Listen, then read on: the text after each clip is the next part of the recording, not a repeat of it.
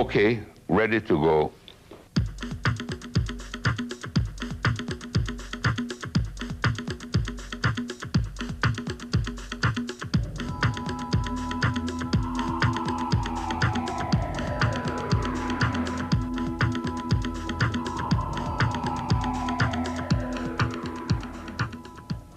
I am Peter Drucker, and I'm speaking from Claremont, California.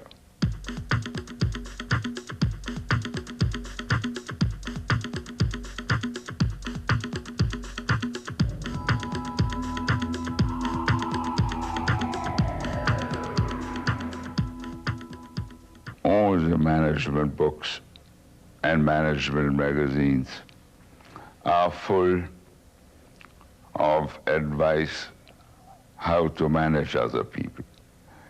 And yet you cannot hope to get performance out of other people unless you make yourself fully effective. The emphasis on your effectiveness, and I will talk about the things we know that make an executive effective in whatever kind of organization. So I start out with looking at the enterprise, which they are the executives, and see what needs to be done.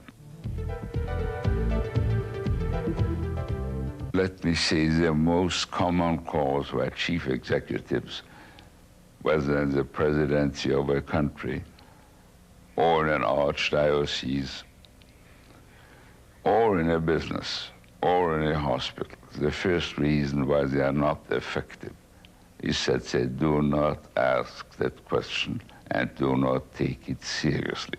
They know what they want to do, and so they start doing it. And if history is any guide, about 9 out of 10 effective rulers in history, kings, emperors, presidents, changed what they were trying to do because they asked the question, what needs to be done? And it always, or almost always, turns out it is not what I want to do. It's what the enterprise needs, and what would make a very real difference. And then they ask, what are the things in that list of key results, key performance, where I can make the greatest contribution myself? And they concentrate on them. Executives in any organization, large or small, governmental, business, non-profit, all of them,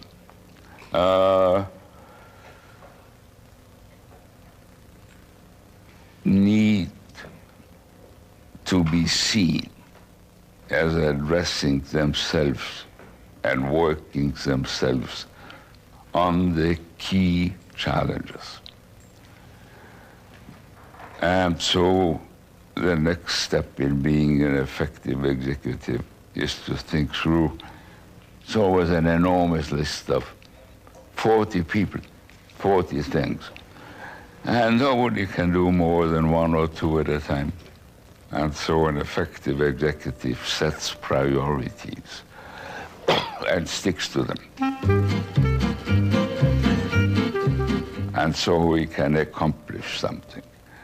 The ones who are often very popular but leave nothing behind but shambles are the ones who run off in all directions. And then effective people, and not just effective executives, know their strengths. You take that for granted with artists, but it is just as true with a business executive. Mozart era uma pessoa impossível de ser empregada. A única coisa que ele sabia fazer era compor músicas divinas, e foi isso que fez sempre. Mas era incapaz de administrar suas próprias finanças sem nem pensar em finanças alheias. So, what are your strengths? And I'm always appalled at how few people know that. In part because the schools are all remedial. There you are 8 years old and supposed to learn the multiplication table, and you're not very good at it. And your teacher will never mention to your parents that you're excellent at writing, excellent at analysis. All that third grade teacher will say is your child needs more work in arithmetic. There's a very easy way to find out, which is that every time you make a key decision, such as putting a person into an important job, or going into a new market, or spending money on research on the edges of knowledge, you write down what you expect the results will be. And then 9 months to a year later, you feed back from your expectations to your results. A very sobering exercise, by the way. I do it every summer now. I've done it for 30 years. And every summer I'm amazed, not at the things I do well, not at the things I do badly, but how little I really know about what I'm good at. And that's been true of all people who follow that method. It's a very old one. We want to know Spanish, 13th century. And within no time at all, you'll know what you're good at. And you know what additional skills and knowledge you need to acquire to get the full benefit from your strengths. And you know what to stop doing because it impairs your strengths. And you also know what you are not good at. And most of us, if you are any good, are good at one thing, competent on two others, and no damn good on the rest of everything. And the effective executives place themselves where what they're good at really makes a difference and work at it. You know, all of you people by now know whether you're right-handed and left-handed. 100 years ago, Há 100 anos ninguém sabia por que os canhotos eram corrigidos. Hoje, quando uma criança de 2 anos usa a mão esquerda para colocar comida na boca, a avó não faz mais o que minha avó fazia comigo. Dava-me um tapa na mão e dizia, coma com a mão direita. As a result, I have never really gotten a strong right hand, but I don't have a developed left hand. And now we let lefties develop their strengths. But that isn't just true of by-handedness. Most of us are either readers or listeners. Very few do both equally well. And if you're a reader, you owe it to the people who work with you to tell them. Don't come in talking to me. Write out that 1 or 2 page memo, give me a chance to read it, and then I'm ready to talk. So find out whether you're a reader or a listener. Very few people are both.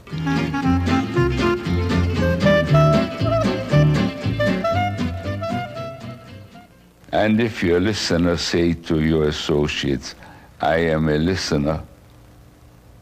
Present it to me first, then leave the memo. And if you're a reader, say, leave the memo here, come back tomorrow. And it will triple your effectiveness, guaranteed, because I've seen it so often. But also, some of us do their best work in the morning, and we need to be undisturbed. And your predecessor was an evening person, the way I am.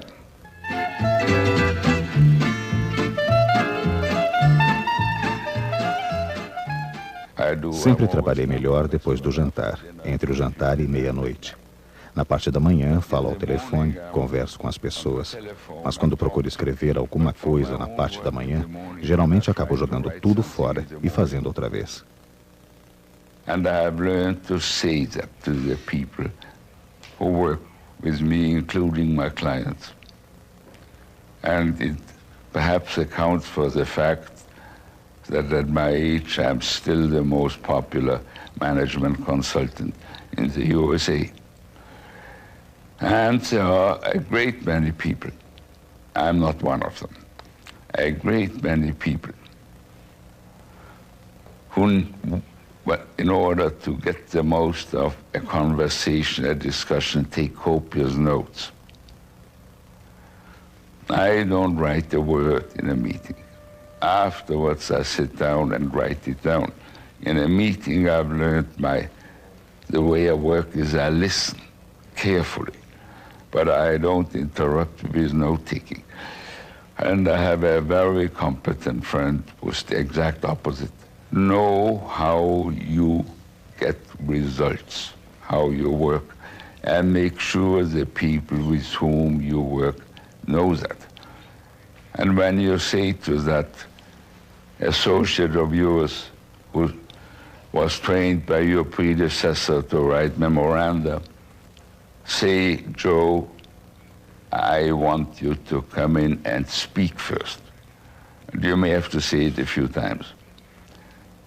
And Joe will thank you for it. So don't hesitate to tell people this is how I work, and it's very easy to adapt oneself to somebody else's working methods. It is almost impossible to change one's working methods. As you grow older, they change. But not deliberately change them. Yes, one can learn to be punctual, even in Brazil. But beyond that, don't change your habits. Not that easy.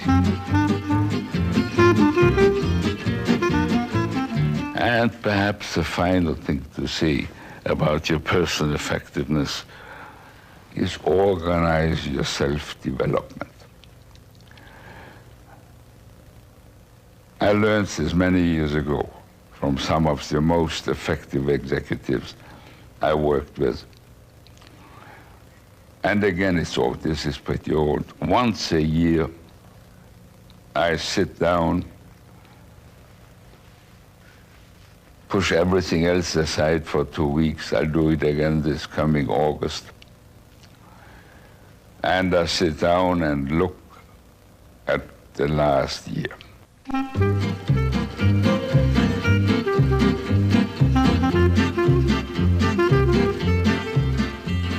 What did I really do well? Very often I call up and ask a client. In fact, this morning, before I came sit for the camera, I called up an archbishop who is a client who inherited an American archdiocese that's in a terrible mess. Seu antecessor era um santo. As pessoas gostavam muito dele. Mas todos os telhados da arquidiocese estão com goteiras e ninguém escapa da chuva. Here's a new man, very able, and we have been now working for a year together to turn it around. And I called him up and said, what did I do while working with you? And he said, you focused me on the development of my clergy, which I had completely neglected. And you did that very well by being very unpleasant about it, by the way, and so on. What did I do well?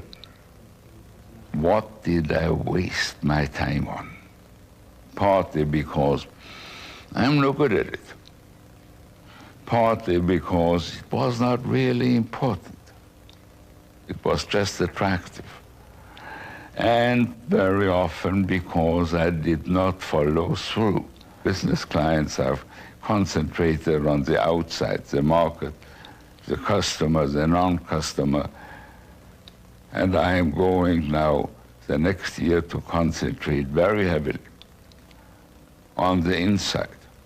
A new labor force is emerging. We have to learn a lot.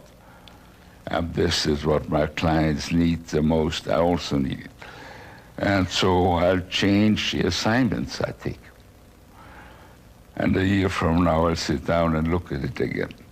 And anybody who's ever done that, and I told you this goes back hundreds of years, has developed himself or herself. Yes, maybe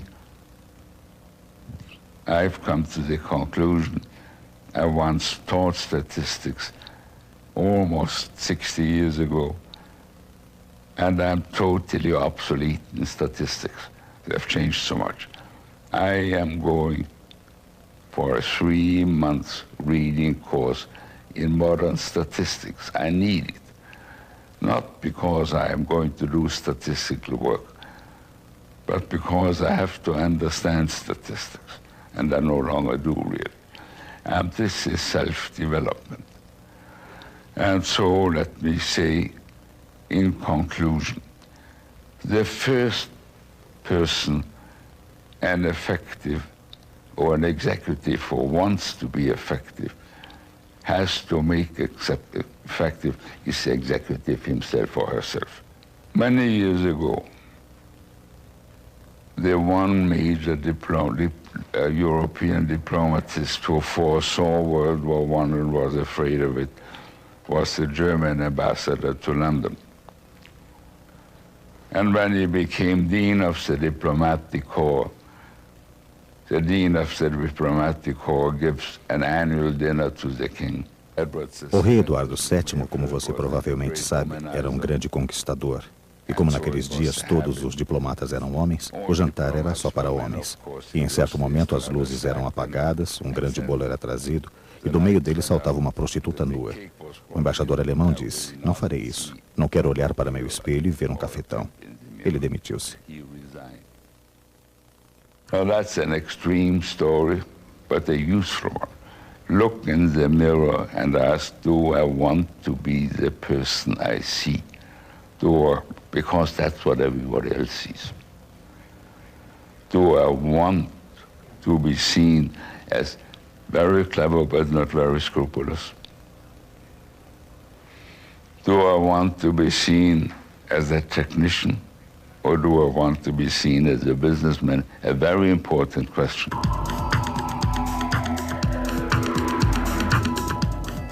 With technology changing so fast, and far too many of my friends, chief executive officers, want to be seen as a technician, where they should be running a business. Do I want to be the person I see? If not, what do I have to change? And those are the keys to making yourself an effective executive. They all sound very simple, but they are not easy. And yet, every single effective executive I worked with, and I've now worked with executives for at least 60 years, beginning with very big businesses, and only in the last 30 years have I taken on small businesses and non-for-profit organizations. So I've seen a lot of executives. Not very many, bluntly, were effective.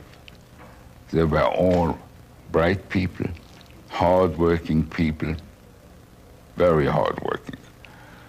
Lazy executives don't last long in a competitive economy. And not very many got the right things done. And the reason was always the same. They asked, what do I want to do, and not what needs to be done. They didn't set priorities and stuck to them. They didn't check back on their results.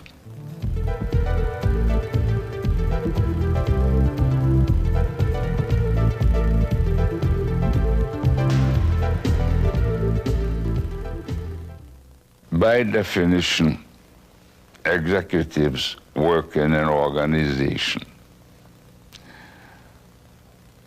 And we really have barely learned to walk. We are still toddlers in organizations. Large organizations are not much more than 100 years old, and we are slow learners. But we know enough to see what an executive has to do and has to stop doing if he or she wants to be effective executives in an organization. And perhaps the first thing to say is that they have to make themselves understood. Todos nós ainda acreditamos estar vivendo num mundo parecido com os exércitos de ontem. Todos são treinados para fazer exatamente a mesma coisa e apenas os números ficam maiores. E, portanto, podemos supor que os mais graduados sabem o que os menos graduados estão fazendo porque já passaram por isso. If you look at today's organization, business, hospital, university, government, no two people have the same background, basically. And you can no longer take for granted that they understand what their neighbor is doing, or that they have been on that job. Here is the head of market research, and he may have come out of the advertising agency, and he has never done any selling or any pricing or any customer service, and yet he is now accountable for. And so in an organization, executives have to take responsibility that they are being understood. Information are data that have been converted, that have relevance, that are, it calls us to act. What do I need? The management information person cannot tell you, just as the telephone operator cannot tell you whom to call. And then one asks, what information do I owe to whom?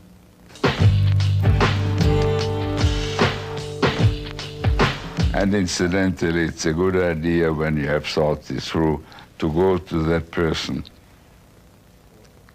and say, Jorge or Maria, am I right? This is the information you need to get from me.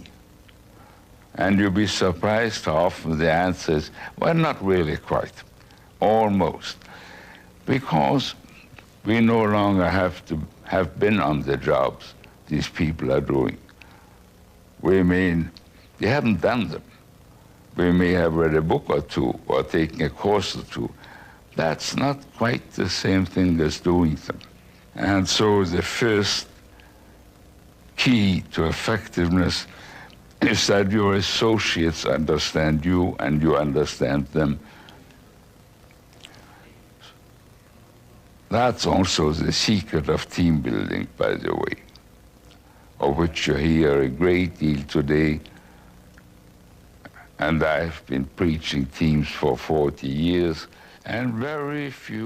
Muito poucas equipes funcionam, porque as pessoas partem do princípio de que o homem de marketing, chefe da equipe, entende tudo o que o engenheiro está tentando fazer. Só que isso não é verdade. Agora, se o engenheiro pensar nos detalhes e contar para o chefe, e se todas as outras pessoas da equipe fizerem o mesmo, existirá a possibilidade de trabalharem em equipe. What are we trying to accomplish?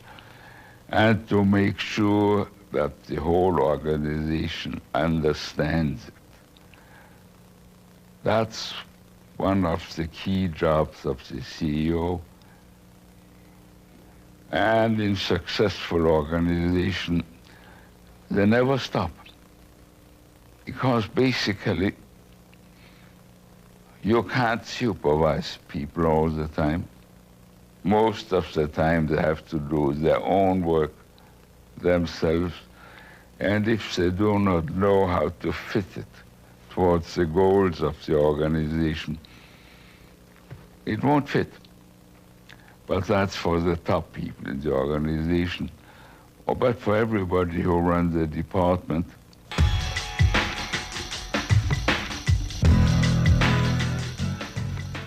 When I first sit down with such people,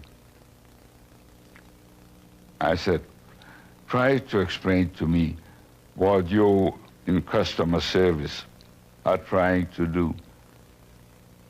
And most of the time, they haven't thought it through. And then they complain that their associates in the field do a poor job. No, they have only themselves to blame. If the person at the top hasn't thought it through, nobody in the group will understand it and do it. So this may be the first thing to say. We haven't had organizations. Traditionally, people Historicamente, as pessoas viviam numa comunidade tradicional, na qual os relacionamentos eram claramente definidos. Esta senhora é minha tia, este outro é meu primo, esse é o pároco da igreja. As pessoas não precisavam se explicar. And in modern organization, now things aren't that clear. Also, they change. And if the parish priest in the traditional church, yes, a new one came in every 25 years, but he did exactly what the old one had done. It had exactly the same role. He may have done it better or worse, but he did the same things. And today you are in that bank, and you start managing foreign exchange for your customers, and your people haven't done it before. Your clients don't understand it. You have to be clear about the mission and what are results. And that's the first key.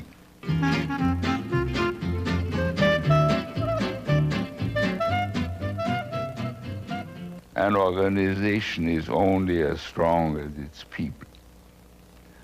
And no organization, except very small ones, can really hope to have a large number of exceptional people. Once you are above, I would say, 100 and 150 employees, the law of statistics more or less commands that you have the normal mixture of the human race. Maybe you can eliminate the worst misfits. But that's about it. As pessoas não são como ervilhas numa vagem, elas são pessoas. Todas têm pontos fortes e fracos. Os gênios universais, se é que existem, são muito raros. Só Mozart sabia apenas compor música. Era a única coisa que sabia fazer. E, no entanto, em toda a história da música, não há ninguém que se compare a ele. Todos temos nossas fraquezas. Nem todos temos pontos fortes, mas todos temos fraquezas. Place people where their strengths can produce. Look at people and their performance, what have they done well, and try to get them into a position where what they can do has results. Very few executives, even in large organizations, realize that they control the organization through people decisions.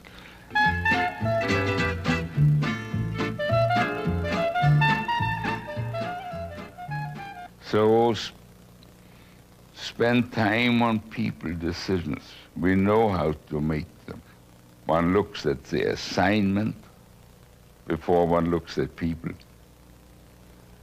And one looks at the performance of a number of people.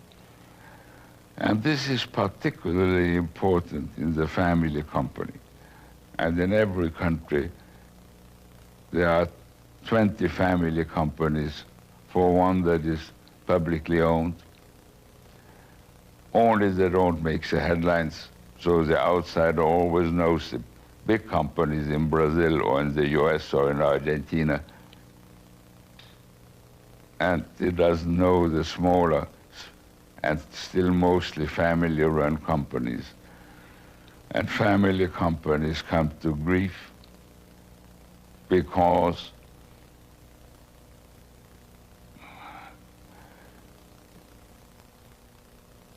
they run the business for the family, and the family company, the family has to be run for the business.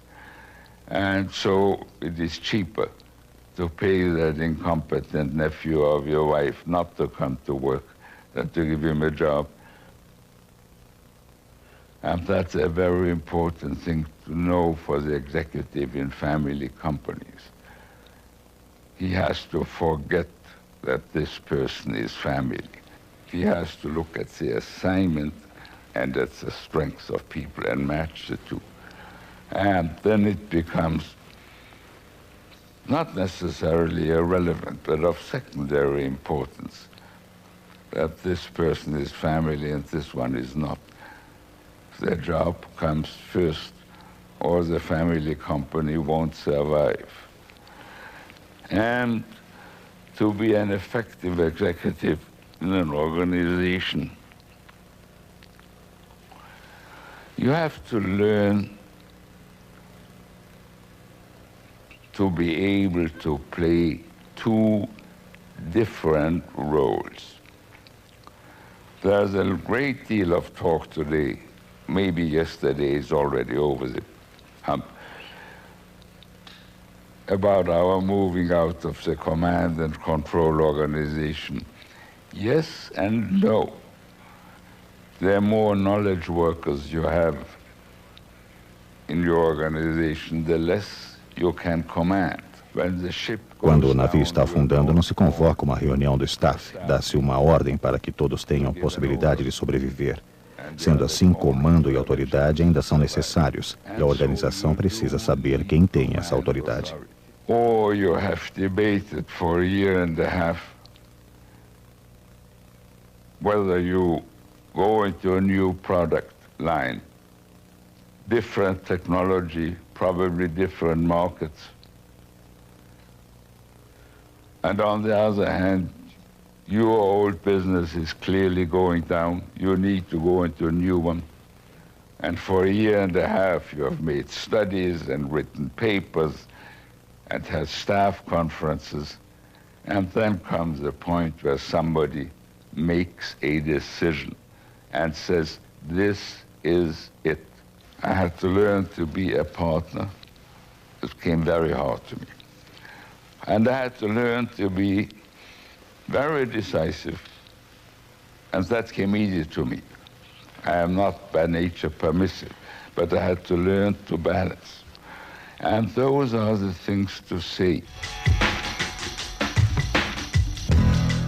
There's a great deal of talk today about walking around. Yes, it helps to get out of the office and walk around. But more important is being outside, where the market is, the customers, the non-customers, where the changes are. And to be effective in an organization, you also have to be sense organs. And that means you have to walk around inside and maybe sit down with the people in your lab.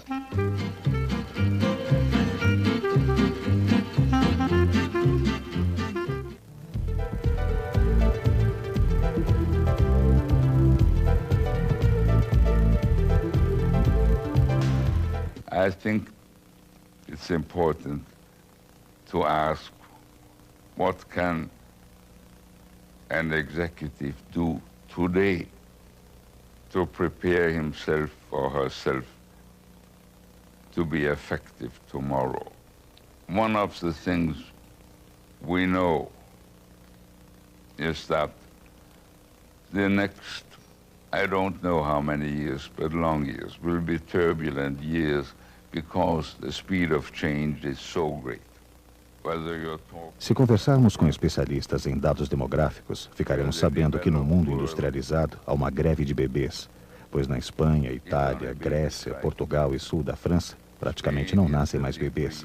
E a previsão é de que o Japão, dentro de 60 anos, terá aproximadamente metade da população atual, porque nascem muito poucas crianças.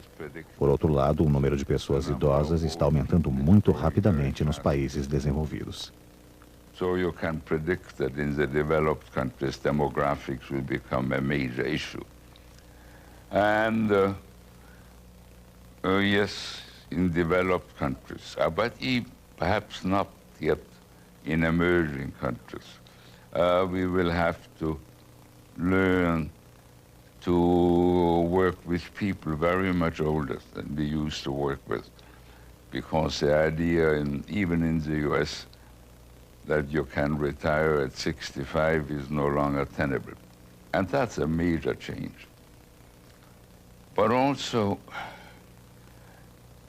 the business enterprise has come to play quite a new role. Economically, the world is becoming increasingly integrated. Politically, it's becoming increasingly splintered. And the business enterprise is very much in the middle. One of the major mistakes of my professional life is that I invented the term profit center. There is no such thing. Inside a business, there are only cost centers. The only profit center is the customer whose check hasn't bounced. And we know nothing about the outside. The retail people know more than anybody else because when that housewife pays at the checkout counter, there's a record.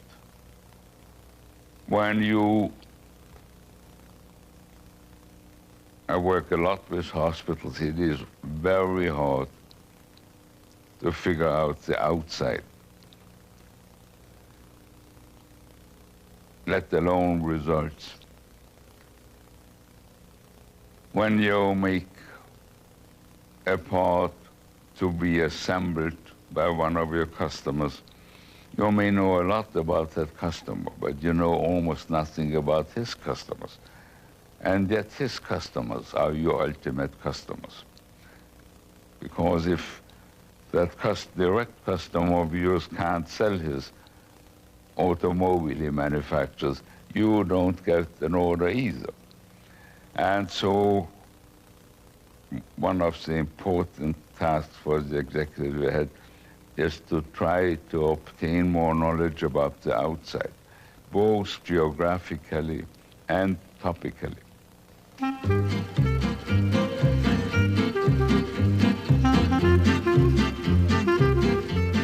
And I'm always being asked by clients, what do I do?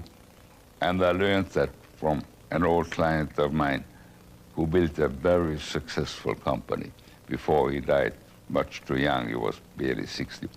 Ele criou uma lei na sua empresa que dizia que ele e todo o grupo de gerentes, incluindo os supervisores na fábrica, precisavam tomar o lugar de um vendedor que estivesse de férias 2 vezes por ano durante 2 semanas.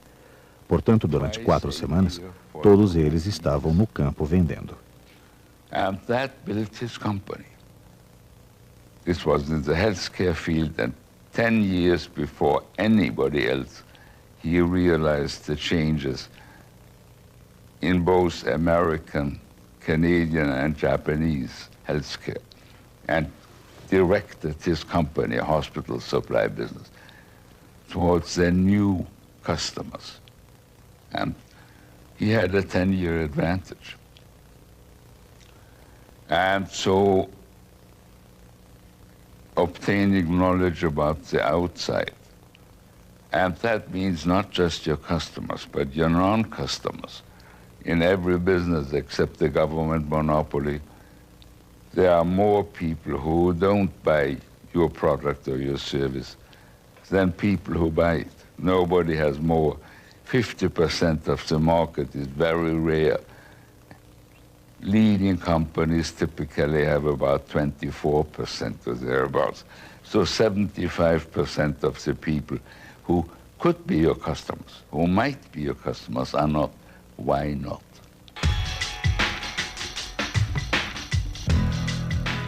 And so the outside is something in which not that anybody can tell you, executive, yet how to acquire that. But that's why now when I sit down with executives, I say, what magazines do you read? What books do you read? And see, you are learning more and more about less and less. And yet you are not in the electronics business. But the whole industry is going there. So you better start subscribing to good electronics magazines. You know nothing about, you're a technical person. You better read a good management magazine so that you get a glimpse of outside. And that is becoming more and more important. But also realize that we are building organizations around knowledge now. And knowledge is a very peculiar resource. All the resources change very, very little. My name is a Dutch name. It means printer, and my ancestors were printers in Amsterdam for 250 years. They began shortly after printing was invented, 50 years later, lasted till the end of the 18th century, and during the entire almost 3 centuries, they did not have to learn anything new. That skill did not change. Hoje, um engenheiro, um médico, um advogado, um contador, um gerente de serviços, que não procurar atualizar seus conhecimentos durante 3 ou 4 anos, tornar-se-á obsoleto muito rapidamente, de forma incrivelmente rápida. And so you, to prepare yourself for the future, better learn to build continuous learning into your own life. It may be going to a management meeting and listen to an expert. It may be reading this book, certainly magazines. It may be even going back to the university for an advanced management program. But build that stimulation, that you realize how much is going on. A good deal of it will not affect you and your business, but quite a bit will, and if you then are overtaken by it.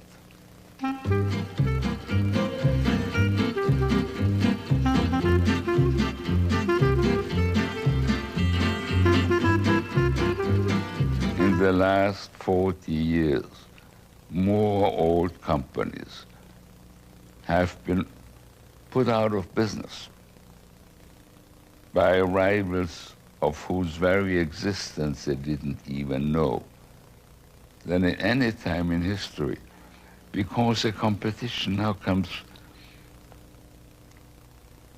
You are in pharmaceutical, the competition comes from genetics and biomedicine, of which you know nothing. You are in the telephone business, and in this country, the internet is becoming a very serious competitor. The younger people don't use the telephone. And for the first time since the telephone was invented, telephone use and telephone subscription go down quite fast. And those people in the telephone companies had never heard of the internet. That was not our business. Our voice communications either via cable or via satellite. And the younger people don't use the telephone. They use the internet, electronic mail. And so you better know what goes on. And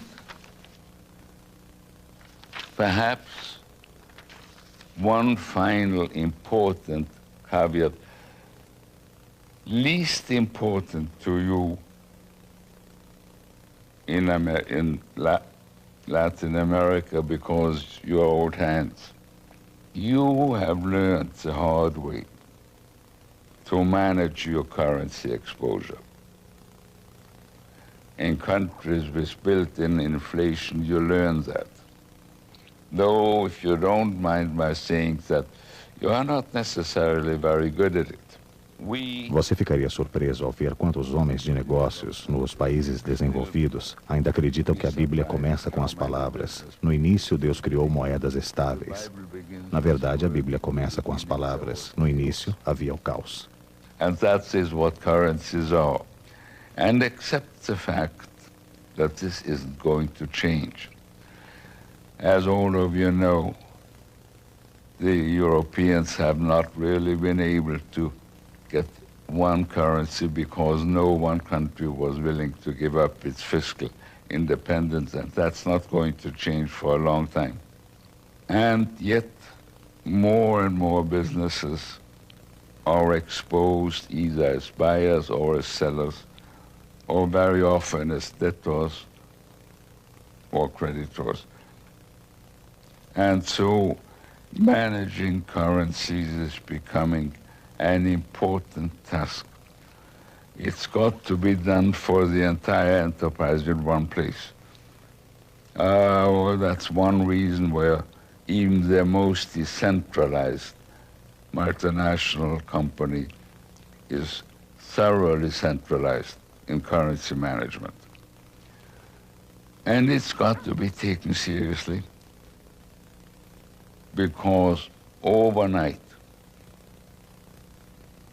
a currency devalues and you lose more than you can possibly earn during a year's honest, hard work making your product or delivering your service. And so currency management, where we know quite a bit, not nearly enough, but quite a bit, is one of the things an executive has to learn to be prepared for the future. But above all, he has to be prepared, or she, for change. And so you also have to learn how one introduces change. One doesn't do it the way most of us do it and most governments do it. A change for the whole country overnight never works. Think through the new policy, the new product, the new service.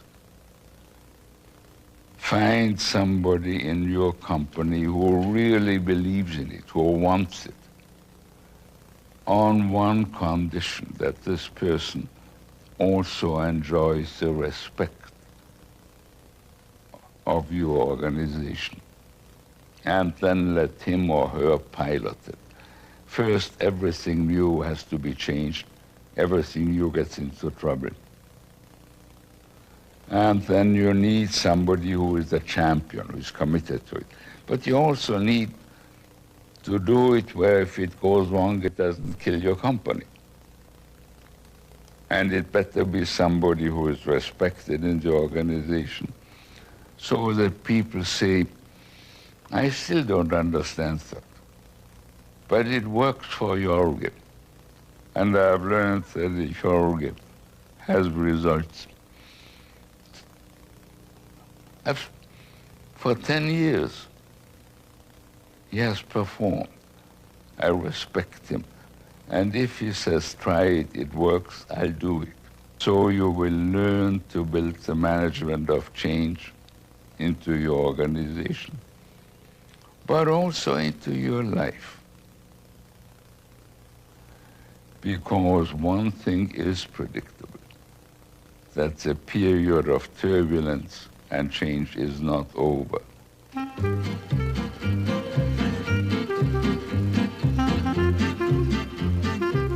Only 40 years ago, 30 years ago, the most intelligent man in management was a Japanese, Kenichi Omai, predicted that only the developed countries matter. He calls them the triad. In the last 20 years, the developed countries have not done very well. US best of all, then Japan, Europe has done very badly. And yet world production has grown faster than ever before, and world trade even faster, because the Pacific Rim countries and some countries in Latin America didn't even notice that Japan was in deep depression. Europe didn't move, and the US was very uneven. There is no more key currency, there is no more key country. Development can happen any place, and that makes for a very turbulent time. And so one cannot predict the future, but one can prepare for it. And again, this is Peter Drucker speaking in Claremont, California.